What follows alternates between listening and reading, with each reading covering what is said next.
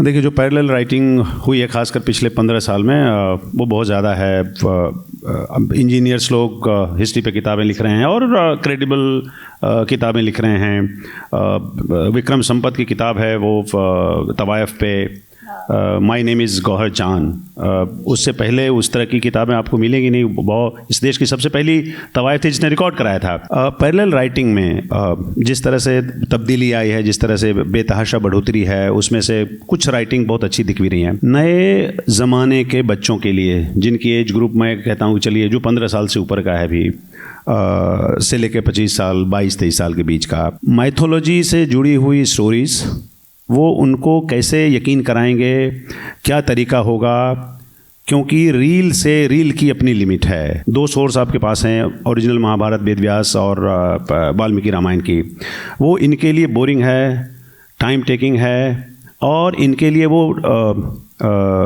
Domain जो है वो थोड़ा सा हॉस्टाइल तो नहीं कहेंगे बट अनफेमिलियर डोमेन है। मुझे लगता है एक्चुअली इस बात को लेके मैं बहुत उत्साहित हूँ और बहुत ऑप्टिमिस्टिक हूँ, क्योंकि मेरा जो ऑडियंस है अधिकतर वो सारा यंग ऑडियंस है।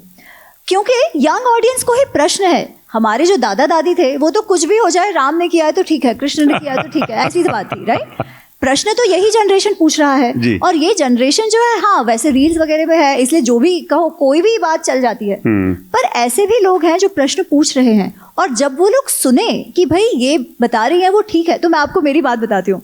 जैसे मैंने कहा, मैं क्या ही चेंज कर दूंगी, इस दृष्टिकोण से मैंने लिखना नहीं शुरू किया था। मैंने तो बस ये था कि जब मैं पढ़ने लगी तो मुझे लगा अरे बाप रे ये तो ऐसा है, अरे ये तो जानना चाहिए, तो उत्साह में लिखा गया।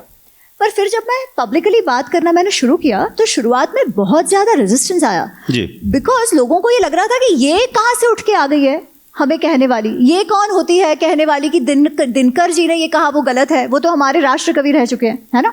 तो ये सब बहुत हुआ, तो मुझे बहुत गालियां आज भी पड़ती है, बहुत गालियां पड़ी। फिर कुछ यंगस्टर्स ने मुझे गलत साबित करने का बीड़ा उठाया। मुझे बहुतों के ऐसे मैसेजेस आते हैं कि इसको हम दिखा देंगे, ये बड़ी आ गई बात करने वाली, क्योंकि वैसे भी अगर कोई सेंसेशनल बात कर रहा है तो नोटिस में आ जाता है। और कोविड का टाइम में पॉडकास्ट एकदम पिकअप हो गए इस जनरेशन के और अगर वुमेन राइटर्स कर रही हो तो थोड़ा ज्यादा हो जाता है।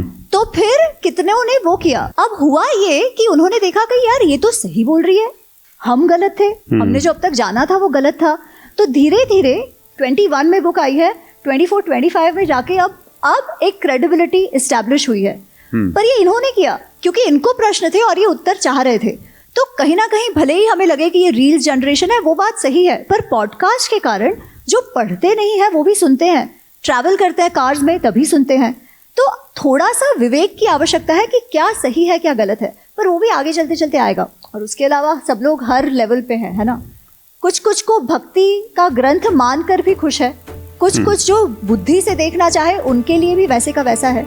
और अब क्या हो गया है कि बहुत सारे लोग इस विषय में बोलना उन्होंने शुरू कर दिया है। नहीं तो इतने सारे लिटरेचर, मैं हूँ कौन कि मुझे इतने सारे लिटरेचर फेस्टिवल पे बुलाया भी जाता है, वो इसीलिए ना क्योंकि लोग सुनना चाह रहे हैं, जानना चाह रहे हैं, उनकी जिज्ञासा है कि मैं यहाँ हूँ, मैं स्वयं थोड़ी ना कुछ हूँ। तो इसलिए मैं तो बहुत ऑप्टिमिस्टिक हूँ, ये बात जाएगी, पुस्तकें भी हो रही हैं और कंटेंट भी बन रहा है। अच्छा, जो आपके इंसाइट्स हैं दोनों को लेके, जैसे मान लीजिए सीता हैं, कैकेयी हैं, इससे आगे बढ़ते हैं, जो ओवरऑल जो जेंडर के का जो रोल्स है करंट सेटअप में, ये आपके इंसाइट से कैसे चेंज होगा? जैसे सीता के बारे में आपका डिफरेंट इंटरप्रिटेशन है कि वो ऐसे नहीं ऐसे थी, कई के बारे में डिफरेंट इंटरप्रिटेशन है, ऐसे नहीं ऐसे थी। उससे जो अभी प्रेजेंट जो सेटअप है सोसाइटी में, उसमें क्या तब्दीली देखते हैं आप, उनका क्या रोल देखते हैं आपके इंसाइट्स का? मुझे लग रहा है कि अदर देन जो बीच का पीरियड था, क्योंकि बीच के पीरियड में क्या हो गया, बहुत सारे कारणों के कारण, और ये हर समाज में होता है, हर सोसाइटी में होता है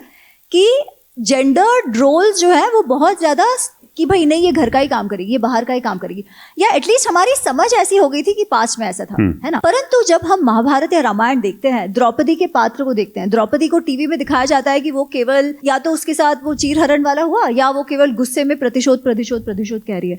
पर वो जब इंद्रप्रस्थ की रानी थी और किस प्रकार एक CEO Ensure the accounting scrolls are updated by dawn treasury and the manage कर treasury रही chest है sealed with precision. उनका जो इनकम एक्सपेंडिचर को देख रही है, पूरा ऑपरेशंस चला रही है, इतने सारे अतिथियों को मैनेज कर रही है। ये कोई आज के काम से कम है क्या? तो फिर तो उनके बारे में इस मैनेजमेंट स्कूलों को तो सबसे पहले पढ़ाया जाना चाहिए। एब्सोल्युटली। और उसके अलावा भी एक तो ये है पात्रों से सीखना, क्योंकि जी। ये केस स्टडीज है हमारे पूर्वजों के जीवन के।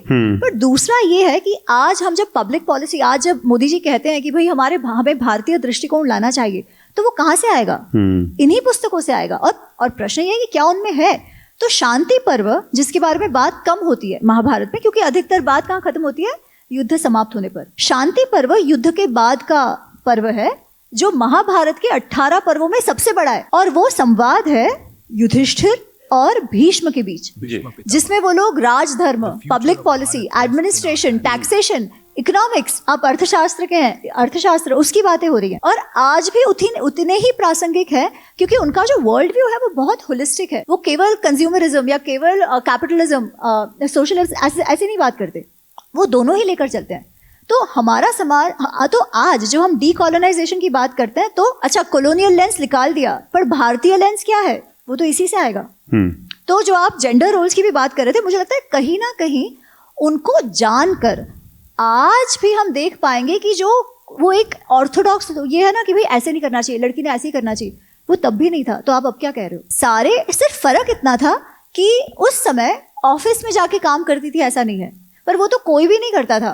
पुरुष जाके कहाँ कंप्यूटर पे काम करते थे, है ना? आज तो वो बदल गया है। तो टेक्नोलॉजी के साथ साथ इवोल्यूशन तो होता ही रहा है, और वही तो सनातन की बात है। सनातन नित्य नूतन, समय के अनुसार जो भी बदलाव आया लेते जाना है। भूलना किसे नहीं है? धर्म को। और धर्म क्या है? धारणात् धर्मिति आहु धर्मो धारयति प्रजा यह स्यात् धारण संयुक्तम सह धर्म इति निश्चयः। जो समाज को धारण करता है उसी को धर्म कहा जाता है। धारण करना मतलब क्या? आज हम सस्टेनेबिलिटी की बात करते हैं, है ना? सस्टेनेबल हो, बैलेंस हो, हार्मनी हो, यही तो धर्म है, यही सिद्धांत धर्म है। अगर इसको लेकर चले अपने वैयक्तिक लाइफ में और सामाजिक लाइफ में, तो हमें पता चलेगा कब क्या करना चाहिए। ऑफ कोर्स इतना सुलभ नहीं है, बट एटलीस्ट उस तरह सोचेंगे तो।